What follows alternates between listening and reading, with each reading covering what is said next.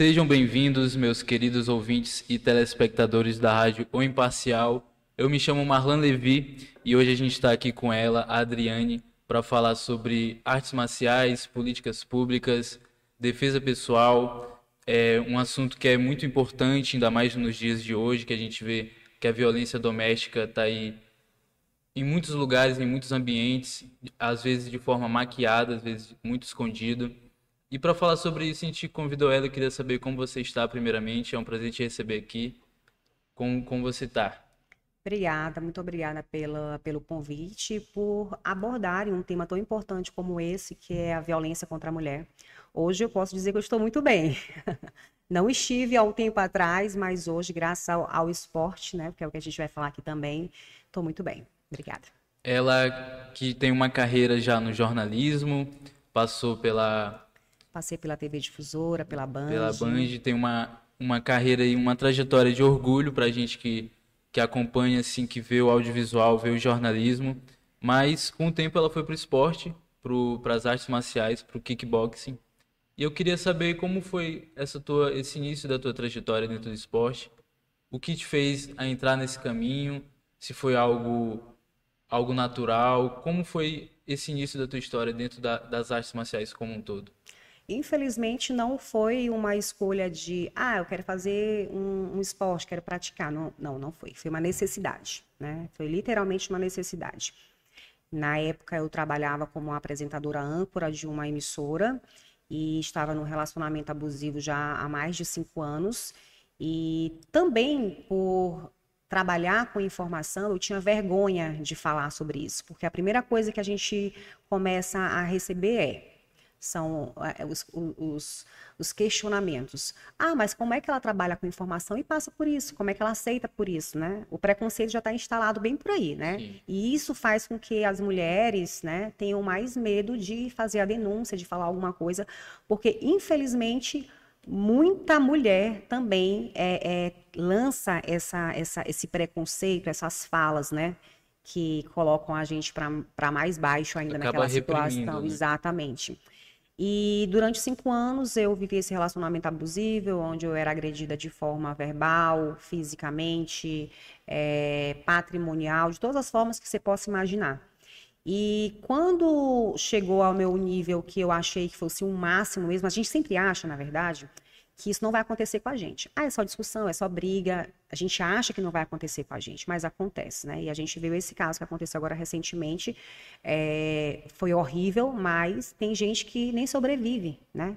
E eu fiquei com medo de virar uma estatística. Foi no dia que ele colocou um revólver na minha cabeça, né? Colocou uma bala só, girou e apertou na minha cabeça, porque se eu terminasse com ele, me matava. E naquele dia eu não morri por sorte, né? Porque ele apertou, né? Colocou o dedo no gatilho.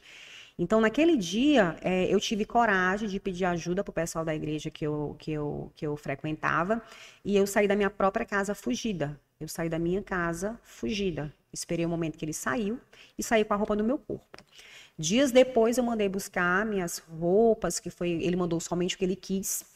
E daí, então, eu comecei com uma batalha bastante complicada, porque, querendo ou não, a gente tem o apego emocional, né? A gente tinha a questão também da gente ter tido uma sociedade na qual eu vendi uma casa, um imóvel que eu tinha para a gente abrir uma sociedade.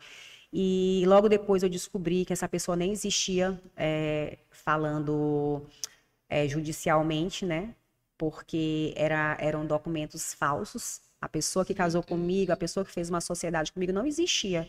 Ou seja, eu fui lesada de todas as formas e também dessa forma que eu estou te falando agora. Fui literalmente roubada, né? Essa é a palavra, né? Como muitas mulheres também passam por isso. E logo quando eu consegui sair desse relacionamento, eu busquei ajuda, né? Porque ele continuava me perseguindo, continuava me procurando. E aí eu procurei a delegada da mulher na época, que era a Kazumi, e ela pediu uma medida protetiva. Foi que assim ele conseguiu parar um pouco, né? E com isso eu comecei a ter vários problemas. Eu tive depressão, eu tive síndrome do pânico, eu tive compulsão alimentar, que eu trato até hoje, na verdade. Eu aumentei mais de 23 quilos em menos de um mês. E procurei tratamento psicológico, todas as formas que eu posso imaginar, mas nada resolvia, era tudo passageiro. E um dia eu falei, não, gente, nunca mais nenhum homem vai tocar em mim, eu vou fazer alguma coisa. Aí eu procurei o jiu-jitsu. Gostei, mas sabe aquela coisa que você faz, mas não, ainda Não te não é prendeu. aquilo ainda. Gostava, mas não era aquilo. E aí eu conheci uma pessoa que me apresentou o kickbox, e aí eu me apaixonei, né? E aí eu sempre falo até hoje que o kickbox é a minha terapia. Era o momento que eu colocava meus pés no tatame e silenciava tudo. Pra quem tá em casa que não sabe a diferença do boxe pro kickboxing, qual é a diferença para essas?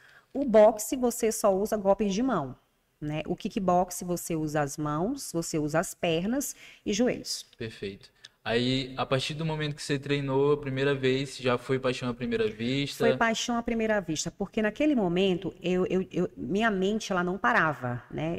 Quem já teve esse problema, só quem sente na pele, quem passa, entende o que eu vou falar agora. Ah, Adriane, mas você saiu desse relacionamento, você devia ter ficado feliz, você devia ter ficado bem. Não é assim que funciona, né?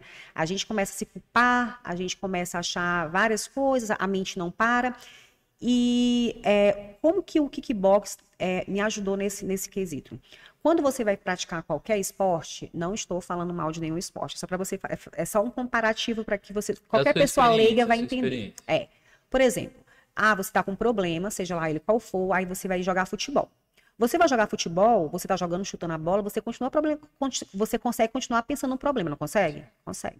Se você for fazer uma musculação, você senta numa cadeira extensora, você está lá fazendo, você perde até as pontas das séries, você está lá, mas às vezes não tem nada de concentração, você está lá fazendo, você está treinando, mas você está pensando no problema, não tá? No kickbox você não consegue fazer isso. Por quê? No kickbox, a gente trabalha várias coisas, mas eu vou falar a questão da concentração.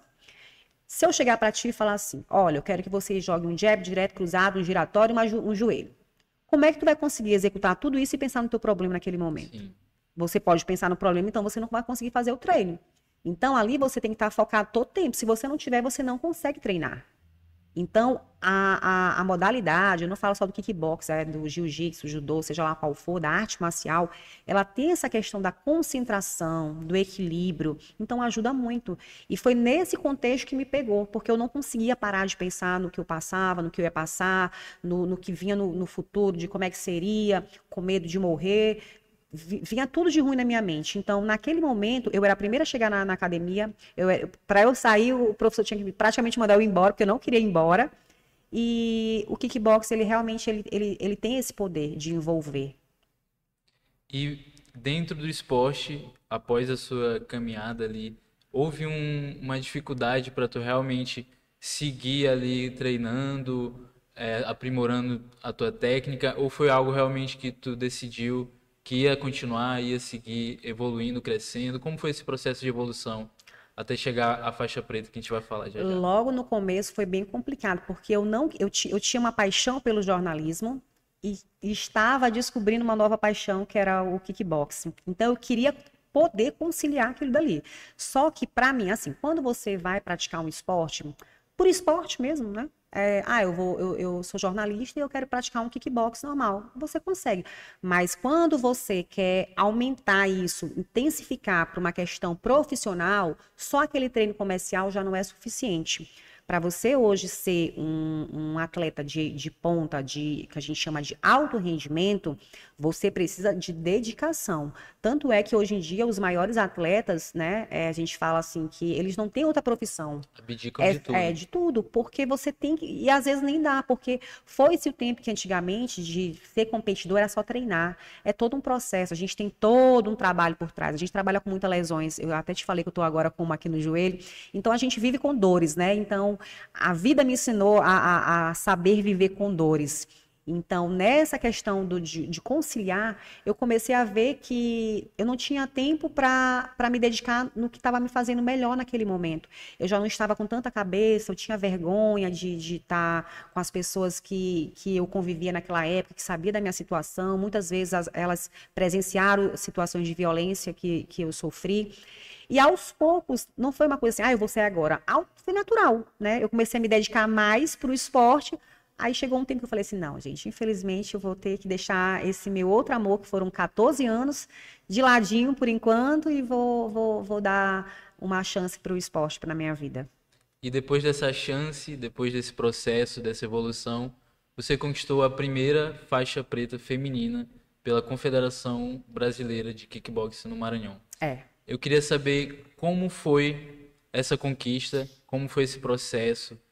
Assim, a gente sabe que não só o kickboxing, mas as artes marciais como um todo é um ambiente majoritariamente masculino, onde o machismo muitas vezes está ali implícito.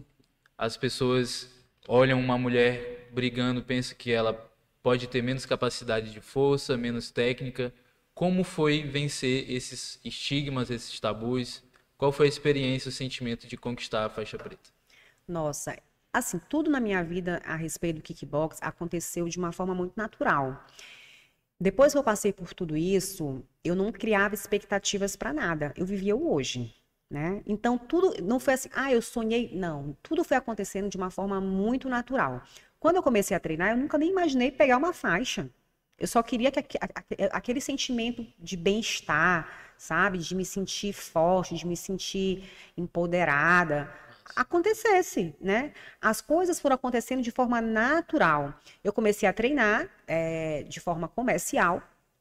E aí, na época, o meu professor, que é o James Adler, que é o pioneiro do kickbox, do jiu-jitsu aqui no Maranhão, do dojo James Adler, um dia chegou para mim e falou assim, vem cá, tu não pensa em competir, não? Aí eu olhei assim pra ele sorrindo, me lembro como se fosse hoje. Eu falei, competir? Isso já estava treinando há quanto tempo, mais ou menos? Não tinha nem um ano.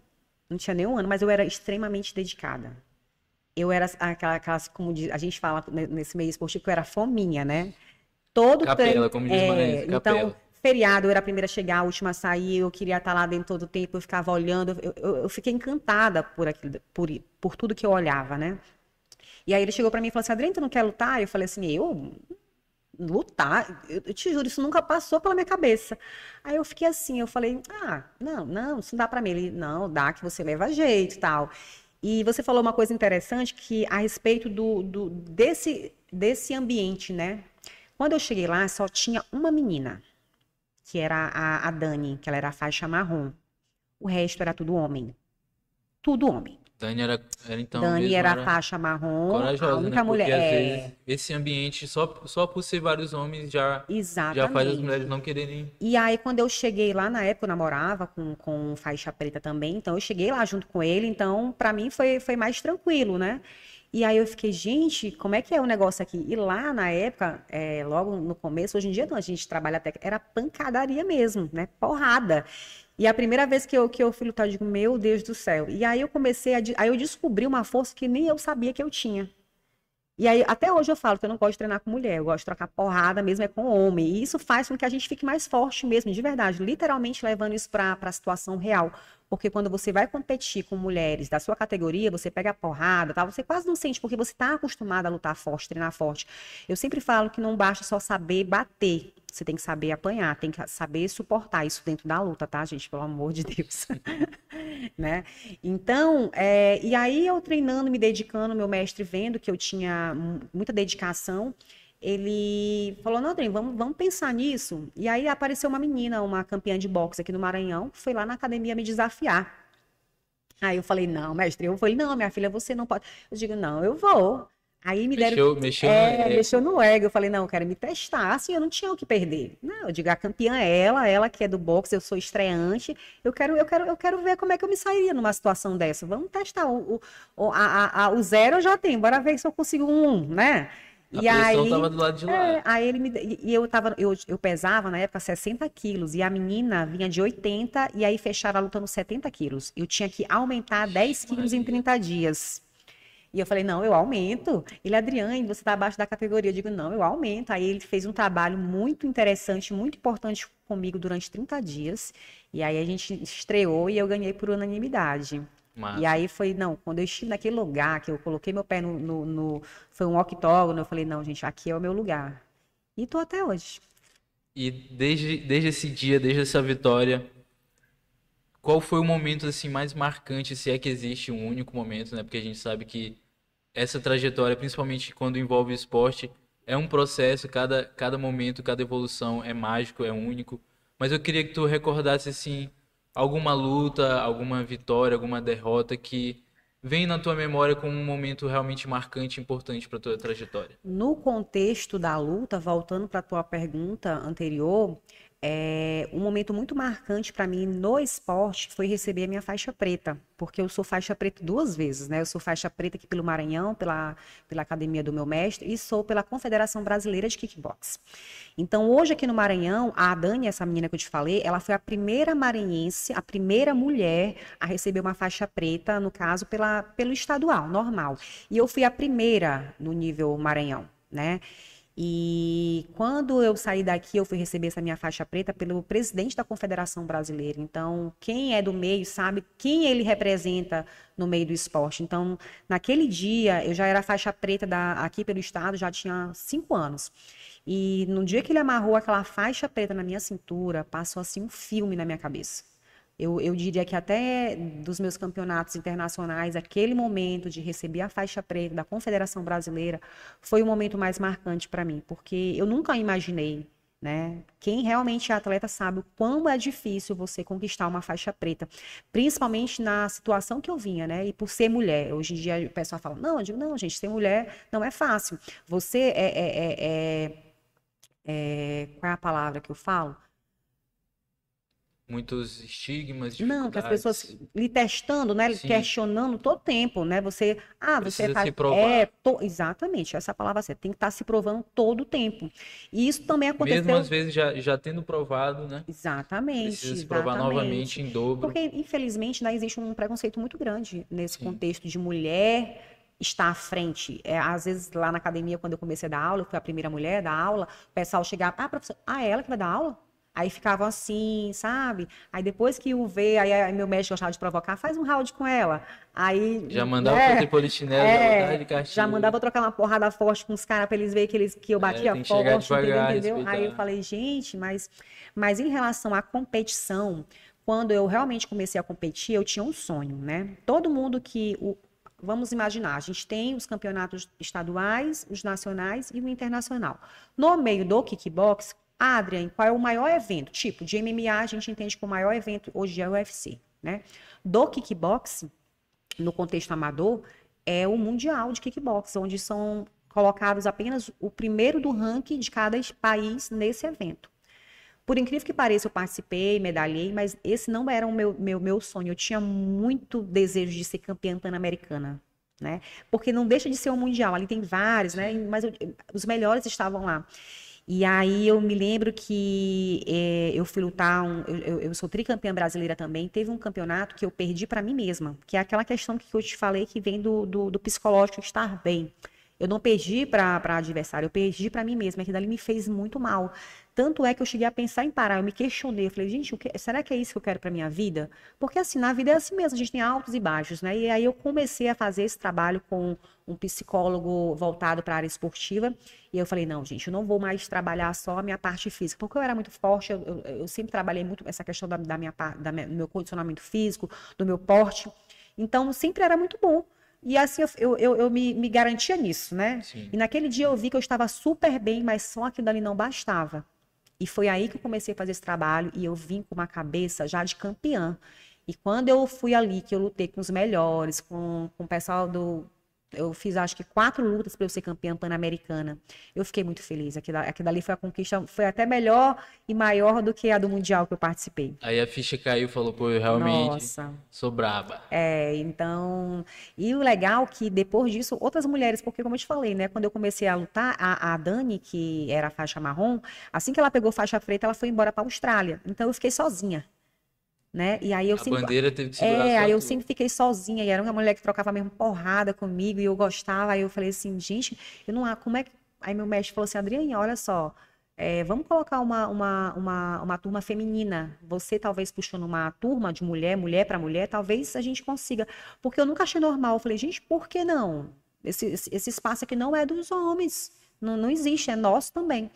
E aí foi quando eu coloquei a turma lá e lotou. Na primeira turma começou com 20, aí já aumentou os horários, e aí a gente estava com mais mulher do que homem. Então, graças a Deus, essa questão de estar inserida, não só como atleta, mas como professora, isso fez com que outras mulheres olhassem e dissessem, não, eu também posso, né? E hoje eu tenho meninas também que competem, e é maravilhoso. E essa experiência que você falou sobre a primeira aula já ter bastante alunas, isso prova um interesse que as mulheres Sim. já tinham há um tempo, mas por outros motivos não tinham realmente a iniciativa de ir para tentar competir, tentar lutar. E existe muito preconceito também da parte dos namorados, né? Digamos, o namorado, o marido quer que a menina faça um esporte, mas ele não quer que ela esteja inserida ali no meio dos homens, né?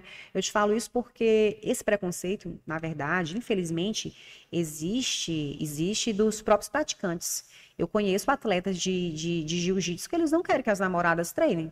E eles conhecem ali a situação. Mas por quê? Porque eles acham porque querendo ou não, o jiu-jitsu, né, é um esporte de contato direto, né, diferente do kickbox, você tem um contato direto, mas dentro do tatame existe muito respeito, né, existe disciplina, não, as pessoas confundem muitas coisas, existe, isso é uma academia de verdade, isso é cobrado. Então, quando você coloca uma mulher para puxar um treino desse, não existe. Geralmente o homem vai liberar, não vai ser um empecilho, não vai ser um problema com a namorada, com a esposa. Então, isso facilita, né? Ter mulheres que puxem aula para outras mulheres, né? E as próprias mulheres, tem mulheres também que têm resistência, não se sentem à vontade, principalmente mulheres que já tiveram algum tipo de problema, de abuso, isso gera gatilhos, então elas não se sentem bem à vontade treinando com homens. E nessa tua experiência como professora de autodefesa, de artes marciais, de kickboxing,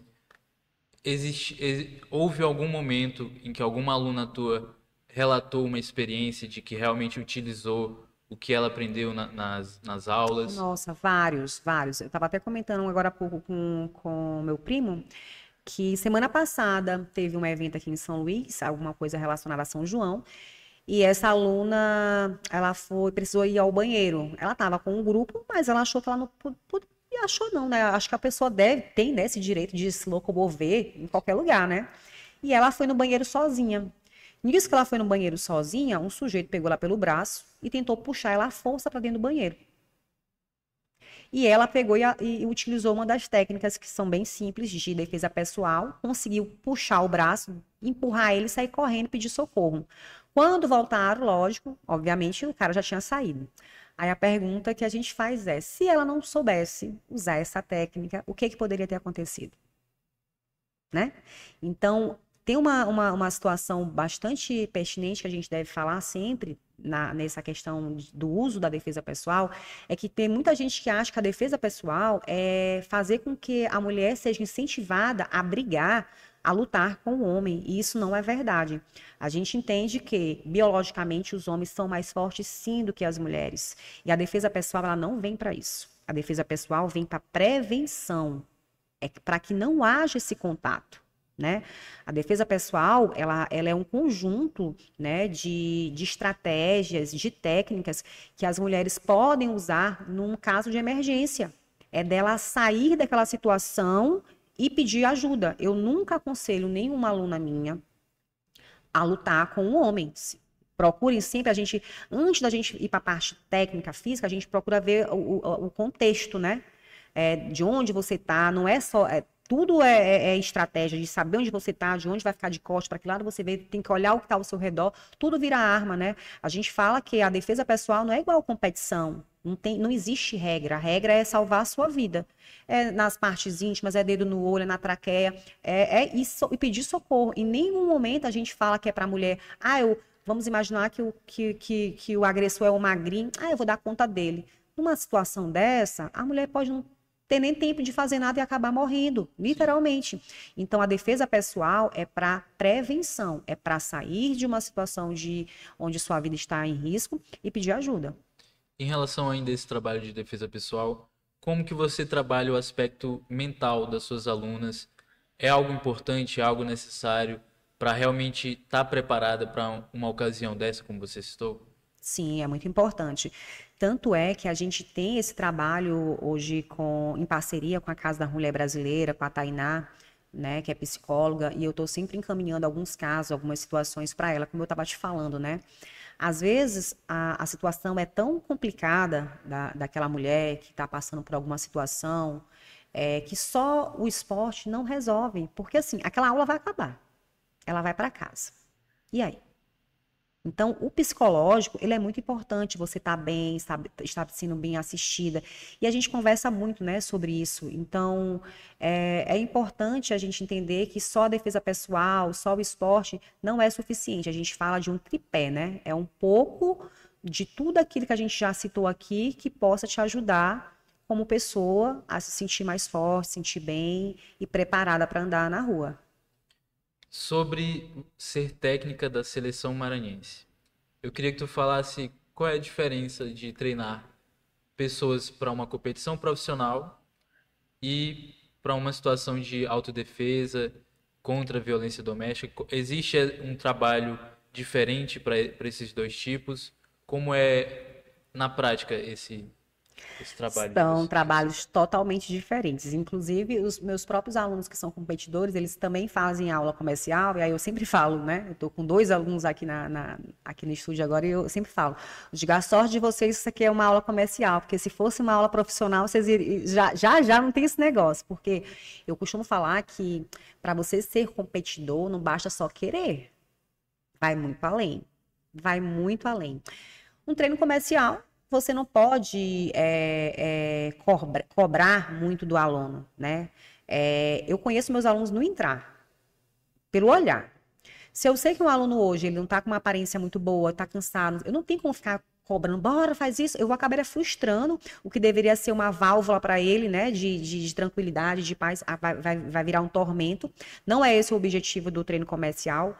O treino de defesa feminina, do mesmo jeito, tem que fazer com que aquela mulher se sinta amparada, com que ela entenda realmente o que ela precisa usar. Não posso dar pressão, muito pelo contrário, porque isso acaba travando.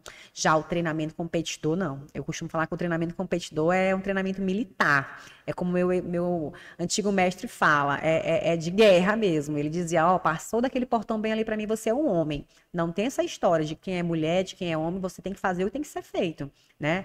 Isso inclui dieta, eu pego no pé mesmo, eu mando mensagem, eu quero saber como é que tá a alimentação, eu fico olhando nas redes sociais se tá indo para festa, se tá fumando, tudo isso interfere no meu trabalho.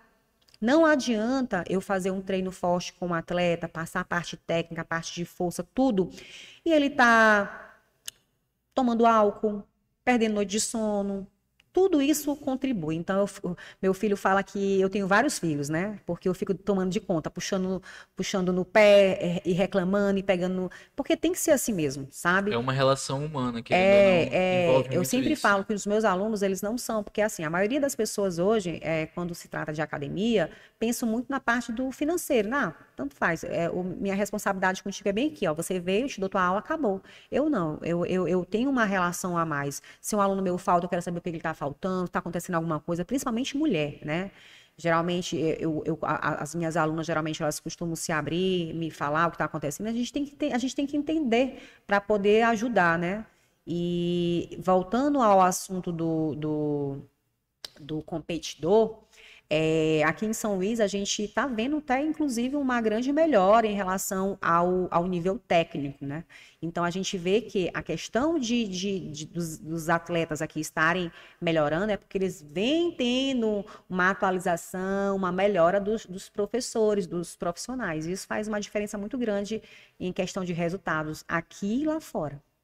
E como que funciona essa seleção de competidores? Vocês avaliam a partir de títulos, de desempenho?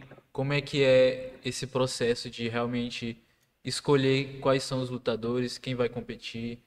A formação de time é algo assim difícil, é um processo delicado? Ou é baseado em dados, títulos? Como que é esse processo? Eu vou falar em relação à seleção maranhense como um todo, né? A seleção maranhense hoje em dia tem mais de 100 atletas. Eu tenho aí atletas de Santo Inês, Coroatá, Viana, Raposa, Rosário. A gente tem praticamente todos os municípios. E o que que a gente faz? Eu faço durante uma vez ao ano um exame de faixa. que é a graduação estadual na qual eu, como delegada da CBKB, sou responsável. Hoje em dia, perante a CBKB, somente a delegacia de kickbox pode ministrar exame de faixa, que no caso quem faz sou eu. Antigamente, qualquer um faixa preta da confederação poderia fazer o seu exame de faixa dentro da sua academia. Com as atualizações, depois que a gente conversou com a confederação, foi estabelecido que somente a delegacia, no caso eu como delegada, poderia fazer. Aí o que eu faço? A gente faz isso em 2 etapas, geralmente é na metade do ano e no final, semestres. E aí eu faço o exame de faixa. Esses atletas eles se preparam, eu passo para ele um protocolo, uma caixilha do que eles vão ter que fazer. Aí a gente divide por faixas, que é a branca, amarela, laranja, verde, azul e preta. A preta somente o presidente da Confederação Brasileira consegue fazer. Até a marrom, quem gradua sou eu.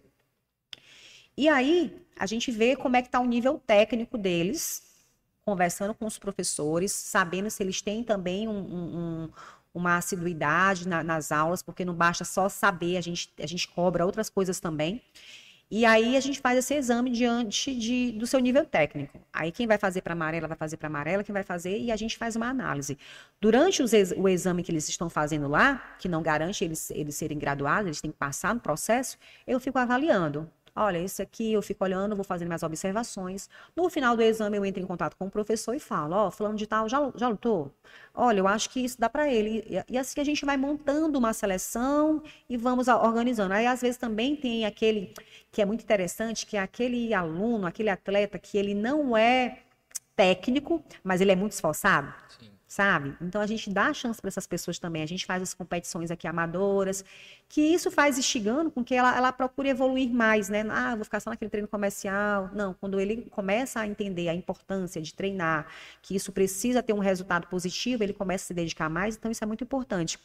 Então, durante uns 4 anos, eu estou levando a seleção maranhense para o Ceará, onde eles fazem competições lá com o pessoal de lá, de outros estados. Já levei para a Copa do Brasil, para o Brasileiro. Então, tá todo mundo rodando. E essa rodagem é muito importante. É muito importante. Inclusive, eu tive um agora que foi para o Peru, que é um aluno meu. Vai participar agora de uma seletiva, o outro aí do Contêineres, né? Que é do UFC. E é isso. A gente tem muito atleta bom. Às vezes, só falta oportunidade. Agora, voltando para o seu trabalho de defesa feminina, eu queria saber qual é a sua visão sobre as mulheres entrarem no kickbox. Existe um movimento de ingresso delas ou é algo distante? Ainda existem muitas mulheres que não têm um conhecimento e interesse. Qual é a sua visão em relação a isso? As mulheres estão realmente interessadas em participar, em treinar artes marciais? Qual é essa realidade no Maranhão atualmente? Infelizmente, a procura aumenta quando vem esse tipo de caso, como esse da menina que foi agredida pelo namorado no elevador. Geralmente, quando tem esse tipo de caso, a procura aumenta significativamente. Essa semana mesmo, eu perdi as contas de quantas mensagens eu recebi de pessoas querendo fazer aula, querendo fazer aula, querendo fazer aula. Mas o que elas têm que entender, eu não posso ficar me preparando só eventualmente, né? É como eu estava conversando contigo. Tem que ter prática. Não adianta você fazer uma aula agora e passar não sei quantos meses, 2 meses, você não vai lembrar. Você não vai lembrar. Você tem que praticar, praticar, praticar pelo menos 2 vezes na semana. Eu já tenho umas alunas que estão comigo já há bastante tempo, elas conseguem colocar isso em prática. A maioria das mulheres hoje em dia, falando assim, no meu contexto da minha equipe, elas procuram mais pela questão de estética, né? Ah, porque eu quero emagrecer, ah, porque eu tenho um evento. Quando, na verdade, essa mentalidade deveria mudar um pouco. Não, eu vou fazer uma arte marcial pensando na minha segurança, no meu bem-estar. O que vem depois disso, emagrecimento, um corpo legal, isso aí são bônus, né? Isso aí vai vir de brinde, mas elas precisam ter essa consciência da procura justamente por isso, pensando na sua segurança, deixando muito bem claro que nunca, em hipótese alguma, reagir com uma pessoa armada, tal. Infelizmente, já precisei colocar em prática o que eu sei em algumas situações, mas não aconselho em situação de alguém estar armado ou não. Agora, numa situação de risco, onde a minha vida está em jogo, você não tem nada a perder, você tem que reagir sim. Entendeu? Então, eu defendo muito essa tecla de que a mulher, bato muito nessa tecla que a mulher precisa, sim, fazer alguma coisa. E quando eu falo de arte marcial, eu não me refiro à defesa pessoal feminina ou kickbox, qualquer uma, um judô, um jiu-jitsu, qualquer coisa que você consiga se movimentar e saber sair de alguma situação caso houver necessidade. Em relação à acessibilidade ao esporte, existe políticas públicas aqui no Maranhão, no Brasil, que possam incentivar esse ingresso de mulheres, esse conhecimento, porque às vezes muitas mulheres não se atentam a isso, que é realmente um assunto importante, né? Então eu queria saber, na tua visão, assim, existe políticas públicas o suficiente para tornar acessível o esporte, o kickbox e a defesa pessoal como um todo? Esse é um assunto que eu venho discutindo há alguns dias, alguns meses, na verdade. Eu já faço um trabalho voluntário em parceria com a Casa da Mulher Brasileira, onde eu levo a defesa pessoal feminina para mulheres que passaram ou estão passando por algum tipo de caso de violência contra a mulher. Já ministrei algumas aulas em shoppings e hoje eu tenho uma parceria com a vereadora Thay Evangelista, onde ela consegue um espaço na comunidade, monta o tatame e eu vou lá e ministro as aulas, né? Mas como eu estava te falando agora há pouco, só isso não é suficiente. Eu ir uma vez numa comunidade não é suficiente. E a gente sabe que a violência contra a mulher não está inserida somente nessas regiões periféricas. Hoje em dia eu atendo em bairros periféricos, mas a gente sabe que está em todos os lugares. Eu conheço delegadas que já foram agredidas, eu conheço atletas, a gente não vai muito longe, aquela Gabi, todo mundo conhece aquela atleta de MMA, ela foi agredida pelo marido dela, que dá a metade do tamanho dela, né? Então, isso também tem essa questão desse preconceito, mudando aqui um pouquinho, puxando lá um pouquinho atrás, quando esse fato aconteceu comigo, o pessoal, nossa, mas ela é forte, não sei o quê. As pessoas têm essa ideia, né, de que, não, mas como que aconteceu? Não, mas... Então, a gente está com esse projeto justamente para mostrar que qualquer pessoa está sujeita vulnerável a ser agredida por algum homem, por outra mulher, qualquer situação que seja, que ela precisa aprender a se defender.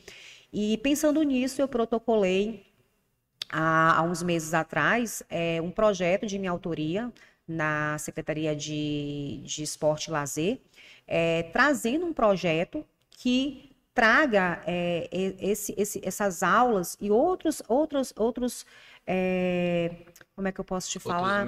Outros meios que possam ajudar essa mulher, não só a defesa pessoal é maravilhosa, mas a gente pensou um pouquinho a mais, trazendo psicólogos e outros profissionais do meio para a gente também trabalhar o corpo e a mente. Inclusive, eu aluguei um espaço já, o espaço está tudo ok, eu consegui a certidão, a carta de intenção. A gente precisa agora apenas que o secretário dê uma analisada nesse projeto e assine para autorizar. A gente pensa aí como um projeto piloto para atender nesse momento 40 mulheres essas que serão direcionadas da Casa da Mulher Brasileira, mulheres que realmente precisam, e que futuramente, quem sabe, a gente poder aumentar e colocar outros polos para a gente estar podendo também ajudar mulheres que vivem isso.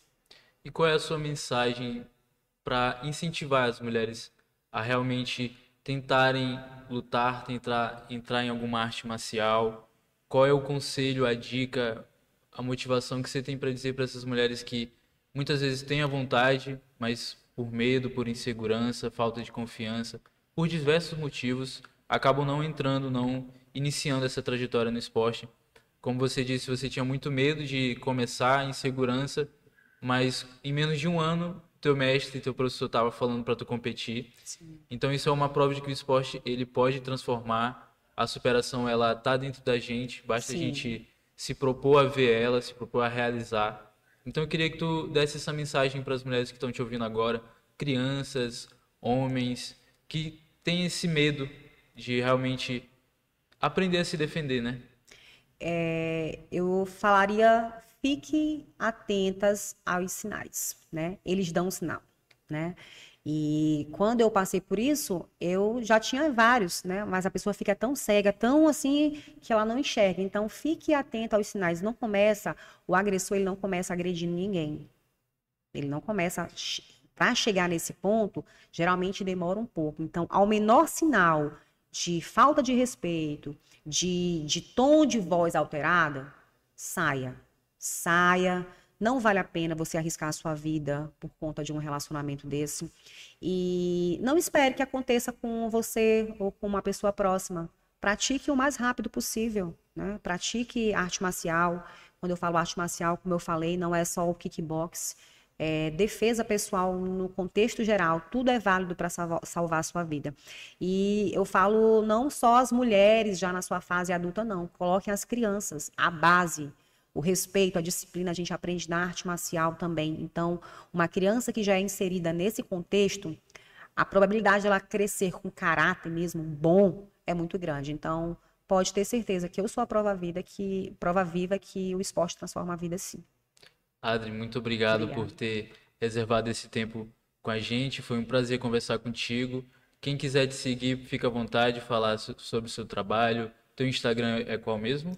Mais uma vez, obrigada pela abertura desse tema, como eu te falei, muito importante, pertinente nesse momento, né? Que ele não seja discutido somente nesse momento por conta dessa tragédia, né? Mas que isso seja rotineiro, né? A gente trate isso como uma forma permanente de segurança para a mulher. Quem quiser conhecer o meu trabalho, é só acessar o meu Instagram, que é o @Adriane, com Y no final, de Paula, ou da minha equipe, que é Adri, com Y no final, Fight, que quem quiser eu vou tirar as dúvidas, vai ser um prazer fazer uma aula, ensinar essas mulheres a se defender. Estou aqui para isso. É isso, pessoal. Muito obrigado vocês que estão conosco até aqui. Acesse o Imparcial, nosso canal no YouTube, escutem nossas entrevistas, acompanhem o trabalho da Adri. É muito importante a gente realmente dar essa importância, né, para esse assunto que é relevante, extremamente valioso para a nossa sociedade, não só para as mulheres, mas para nós que somos homens, que a gente tem que ter a noção que isso é um assunto importante, o machismo ele existe sim. Quem nega isso, infelizmente eu não tenho nem palavras para classificar esse pensamento, né, de negação. Mas é isso. Muito obrigado vocês que estão conosco aqui até agora. Eu me chamo Marlan Levi. Tchau.